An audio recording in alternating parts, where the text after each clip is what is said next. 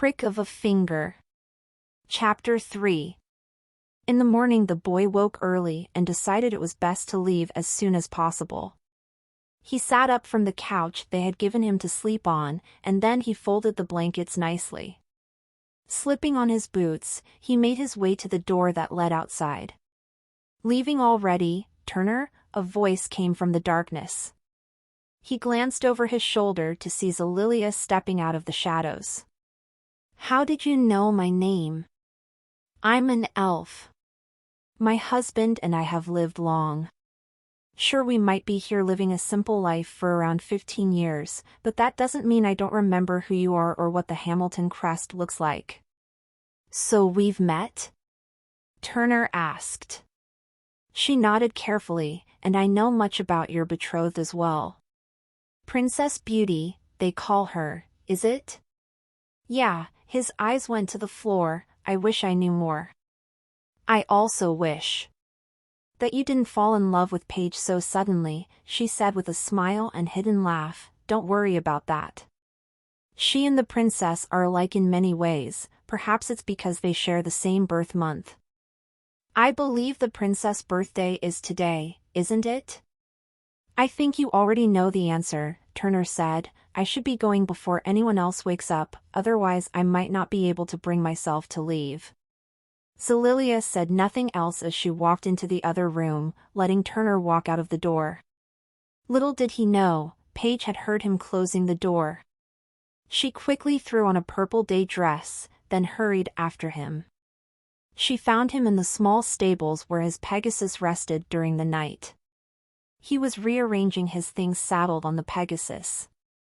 As far as she could tell, he hadn't noticed she was standing there yet.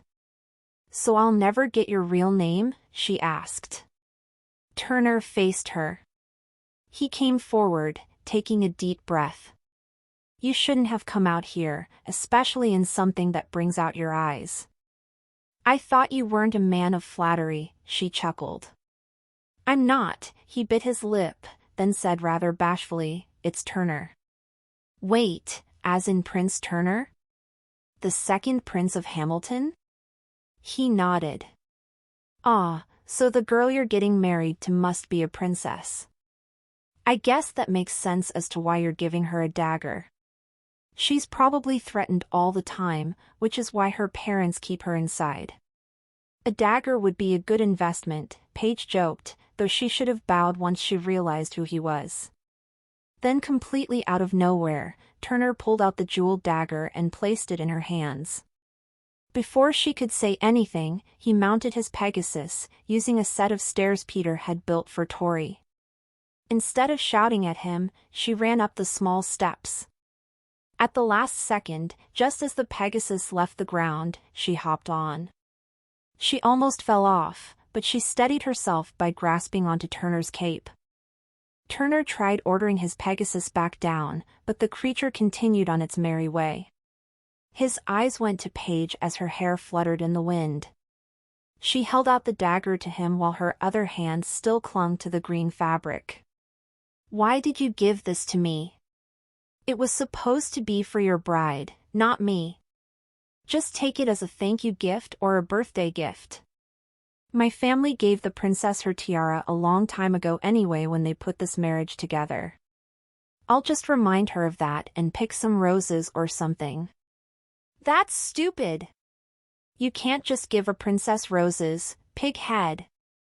Shocked, he asked, "Did you really just call me a pig head?" "I am a prince, you know."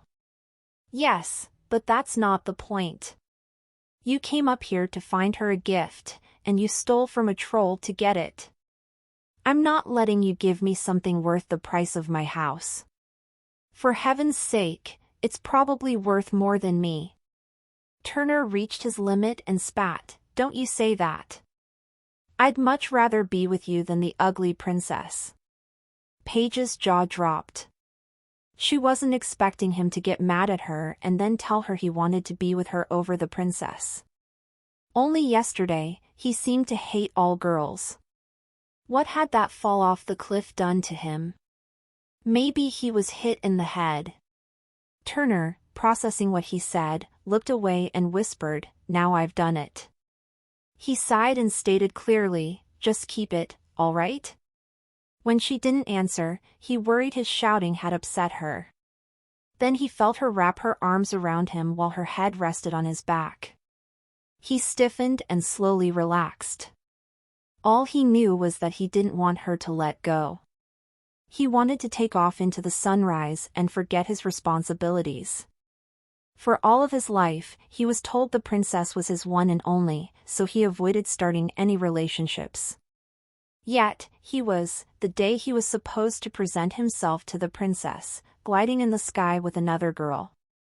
Before Turner could decide what to do about his new feelings, the pair was attacked.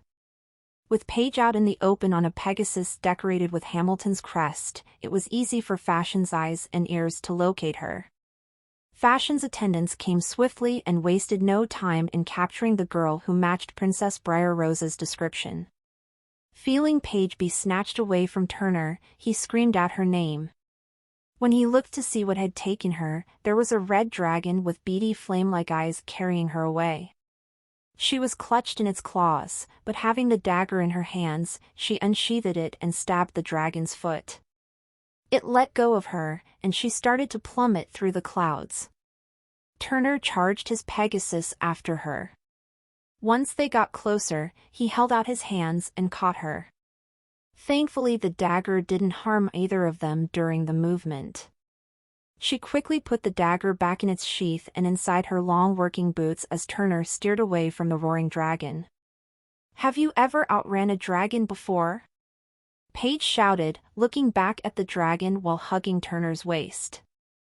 "I've never seen one before," he said, trying to make his Pegasus go faster. "But don't princes slay dragons all the time?" she asked, a little jest in her voice, but when they took a nosedive her mood changed back to fear. She held on tighter, pressing her face closer to his.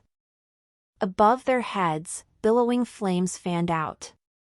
Once the dragon was done with its fiery fun, the Pegasus stopped free-falling. Both the teens were scared out of their minds. "No, that's only what books make us out to be," he finally responded. She laughed, gaining a bit of courage again, "Then I suppose you'll have to be the prince from the stories if we want to get out of this alive." This time, Turner didn't just feel Paige being taken away, he saw her. Like the first time, there was no stopping it. She was there, then she was gone. The red dragon hadn't been alone. There was a green one with it. Unlike the last time, Paige was scooped up by her arms, so she couldn't possibly reach down and get the dagger.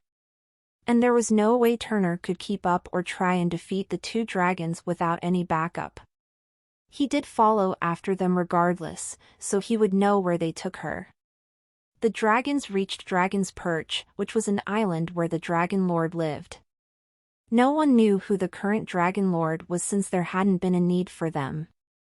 No dragons had been destroying villages, so none of the beasts needed to be tamed. Nor were there any battles that required their assistance. Paige's kidnapping had been the first incident involving dragons. The last occurrence happened over 100 years ago. Turner took note of a small castle made of black stone. The two dragons flew Paige inside the fortress, disappearing behind its high walls with long spikes. For him alone, it would be impossible to storm inside. He had to get his knights.